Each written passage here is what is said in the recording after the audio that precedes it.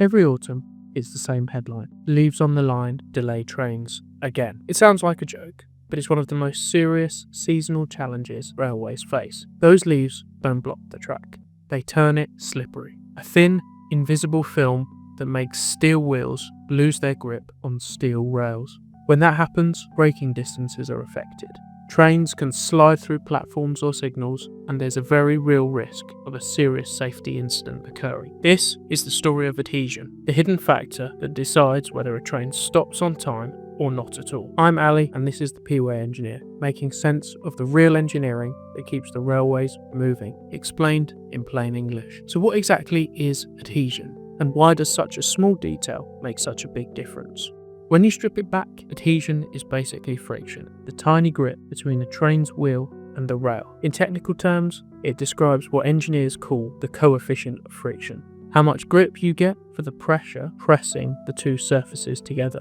The higher that number, the stronger the grip. The lower it is, the easier the wheel will slip. It's what lets a train get moving, slow down, and stop exactly where it's meant to, all through a contact patch smaller than a £1 coin. Think about how a car tyre grips the road. It's a fair comparison, but there's one big difference. Car tyres are rubber on rough tarmac. Trains? Steel on steel, far smoother and a lot less forgiving. That's why engineers talk about an ideal zone of adhesion, the sweet spot, where grip and efficiency stay balanced. Too little and the wheels can spin as the train accelerates, or they can slide when it's braking. When friction becomes too high, it starts to wear away the rail and the wheel, increasing noise, wear, and wasted energy. But that balance is delicate, and when it tips the wrong way, the effects ripple through the whole railway. Before we see what happens when grip is lost, a quick thank you to Interflon UK sponsoring this video. Their Clean OTR Railhead Cleaner is designed specifically for the railway. It breaks down and helps remove any organic leaf residue,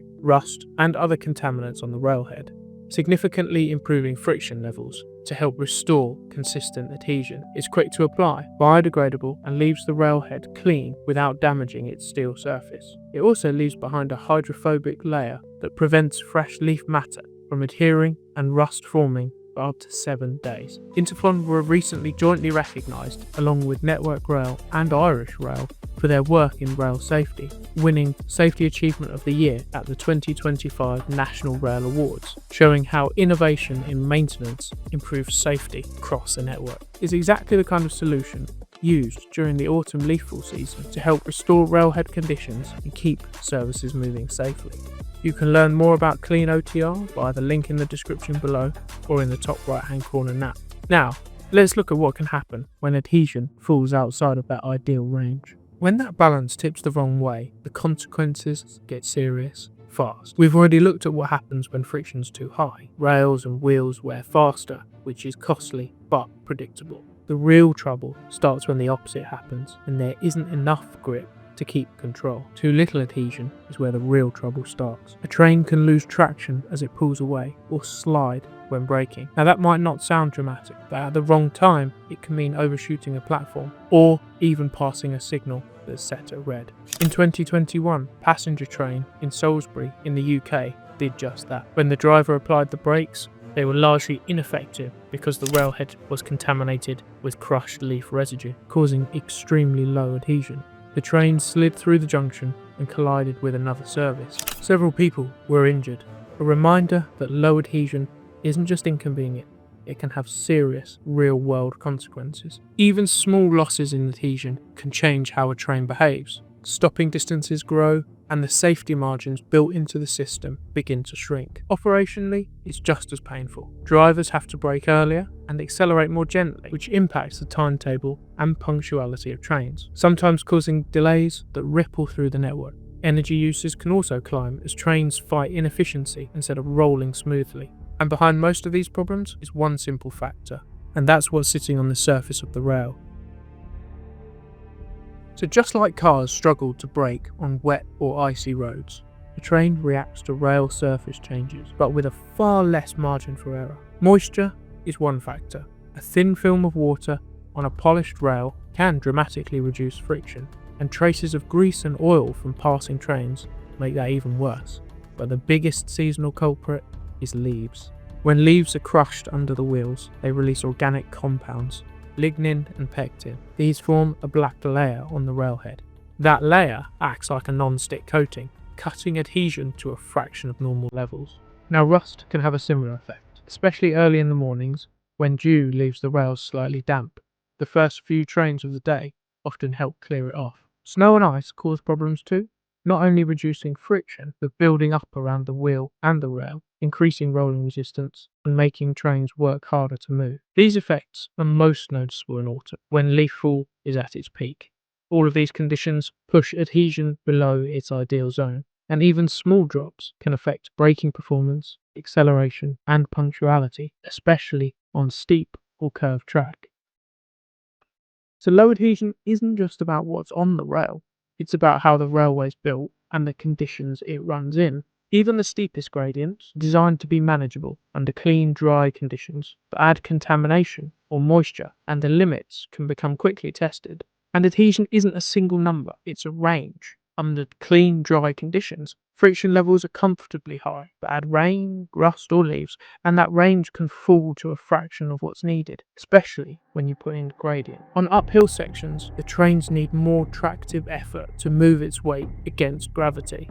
If there isn't enough adhesion between the wheel and the rail, the wheels can start to spin before the train even gets moving properly. Freight trains typically feel this the most. Their heavy loads demand far greater pulling force, which means they rely more heavily on adhesion to transfer the effort from the engine into motion. So those small drops in friction can make a difference between steady movement and a stalled, stranded train. On the other hand, downhill, the problem is reversed. The train's weight now helps it move, so the brakes have to work harder to control speed. Again, when those adhesion levels are low, the wheels can slide instead of rolling, stretching braking distances and eating away at safety margins. Think of the Lickey Incline, one of Britain's steepest mainline gradients at about 1 in 37, or roughly 1 metre rise for every 37 metres travelled horizontally. While that's gentler than the steepest motorway slip roads, imagine it from the cab of a train weighing several hundred tonnes on smooth steel rails rather than a heavy lorry.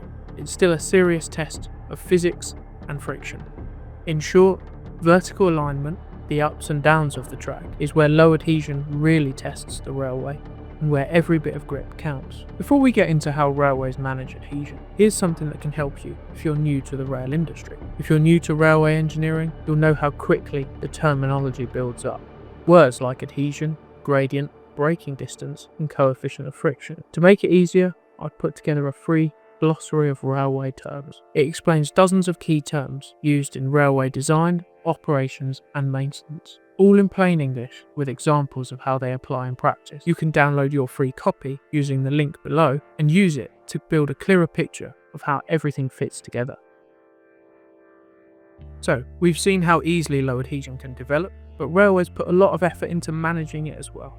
The first line of defence is railhead cleaning. Specialist treatment trains use high-pressure water jets, dry ice, and even in some new trials, lasers, to strip away the leaf residue, rust and oil. Some use gentle abrasives or special chemical cleaners, including Interflon Clean OTR, to remove contamination and restore a clean steel surface without any damage. Trains themselves also play a major role in maintaining adhesion. Many carry sanders, small hoppers that drop sand directly in front of the wheel to boost grip during acceleration or braking. Modern fleets also use wheel slip protection systems, similar to ABS in cars, that automatically adjust brake pressure or traction power to keep the wheels turning smoothly. On the operations side, the railway adapts how it runs during the leaf fall season. Lines known for low adhesion might see temporary changes in speed or braking points, adjusted timetables, extra cleaning runs, and driver briefings before the worst of the autumn conditions set in. Friction management systems also play a supporting role, particularly on sharp curves. Small trackside applicators deliver a precise film of lubricant